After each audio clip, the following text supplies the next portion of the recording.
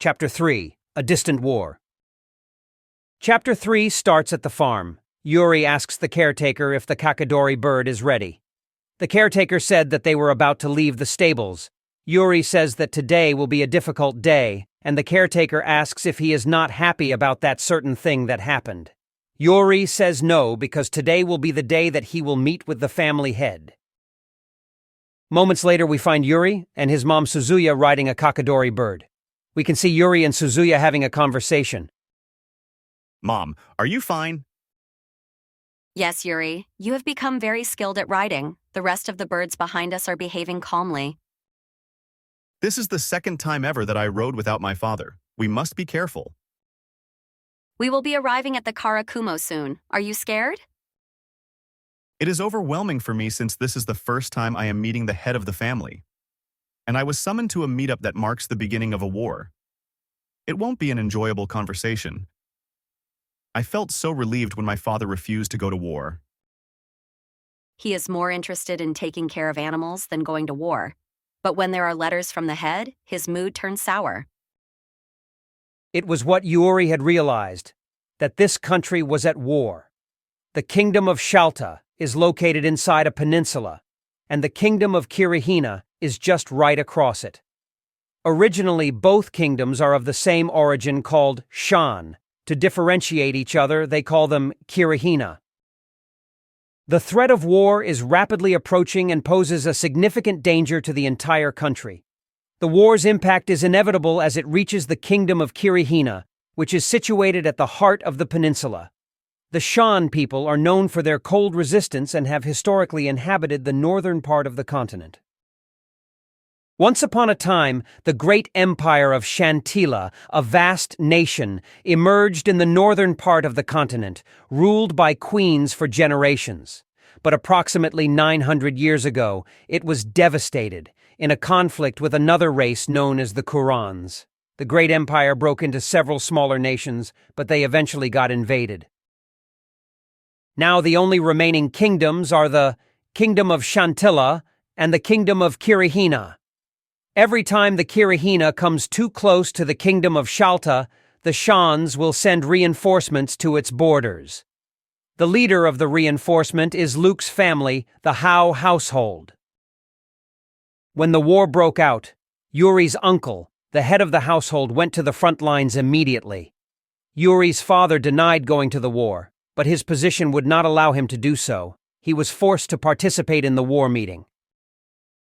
Yuri thought that he is lucky that his uncle is a very understanding person, because Yuri doesn't want to experience saying goodbye to a parent who is forced to go into the war.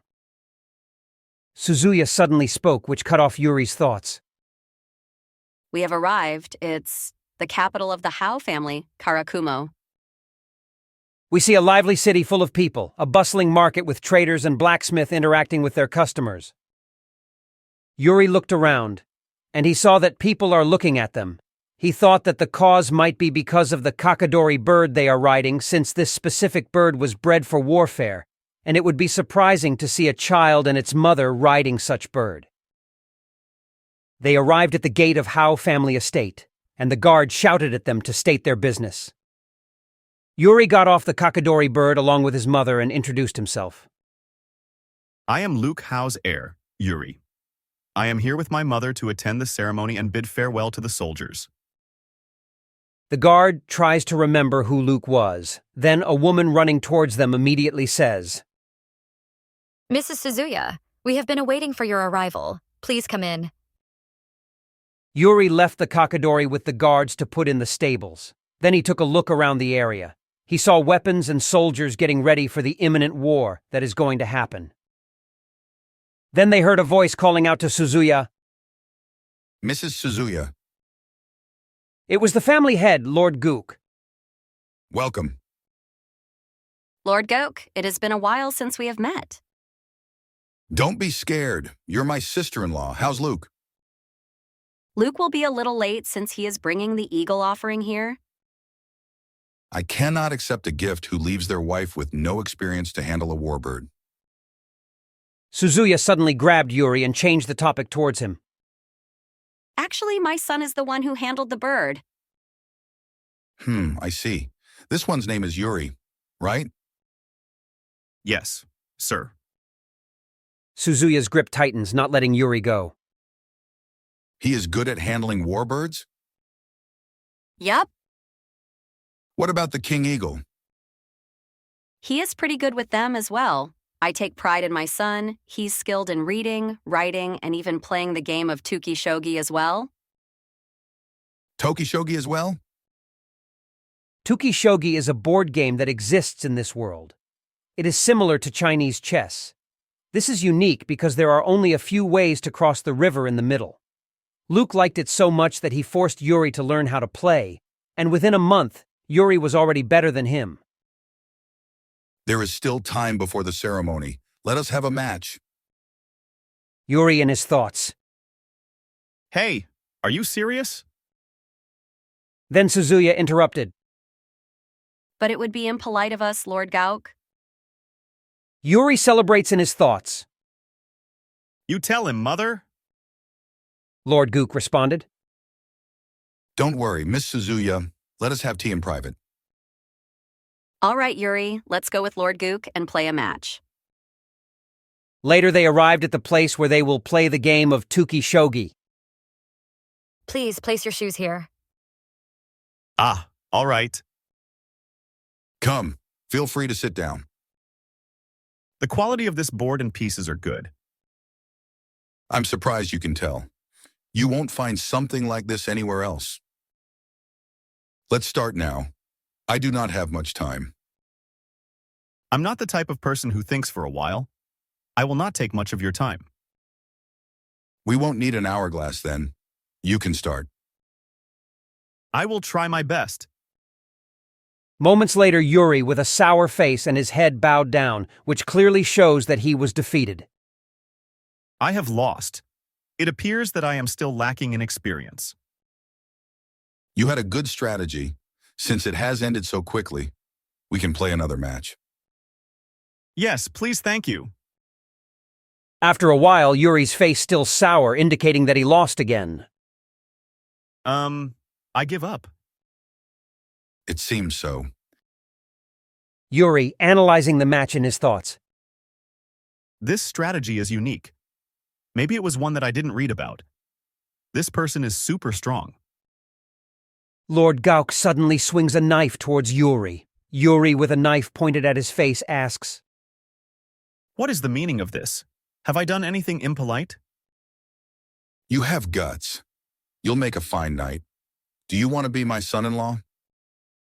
Yuri in his thoughts.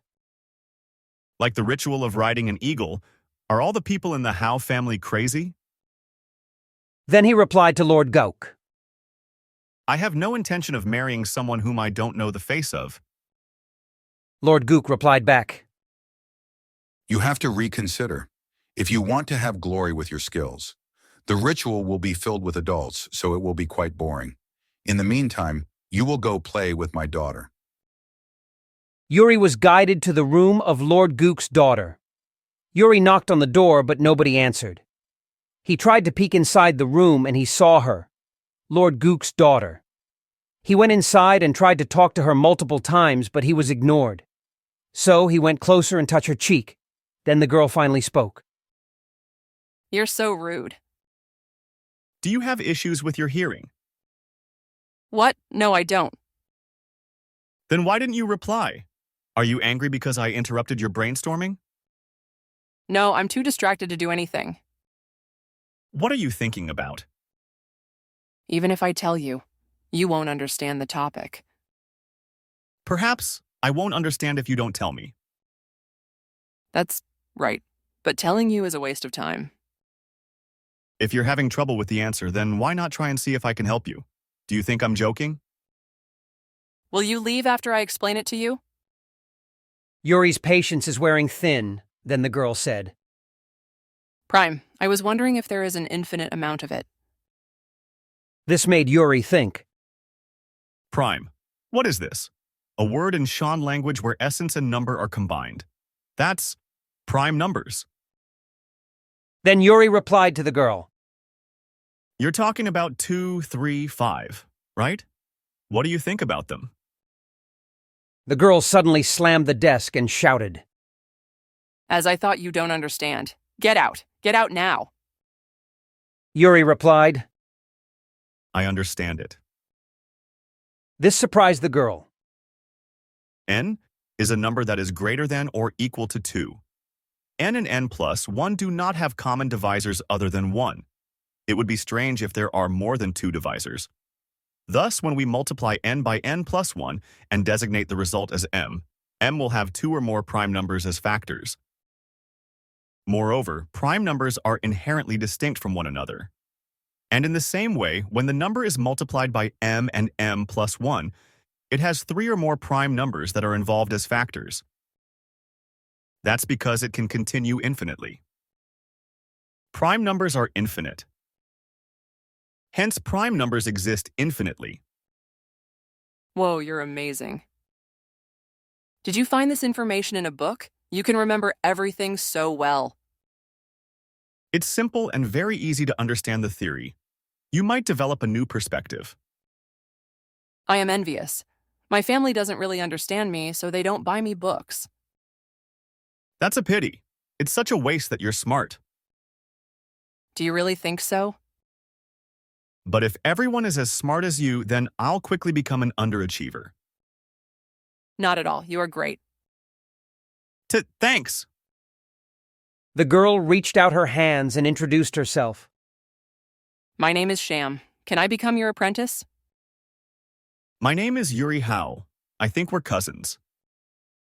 Speaking of which, I can only teach subjects like mathematics. Sham, what are you interested in? Everything and anything. And this marks the end of Chapter 3. Like, subscribe, and click the bell icon so you can be notified for future updates. For other videos like this, click here. Thanks for watching. See you next time.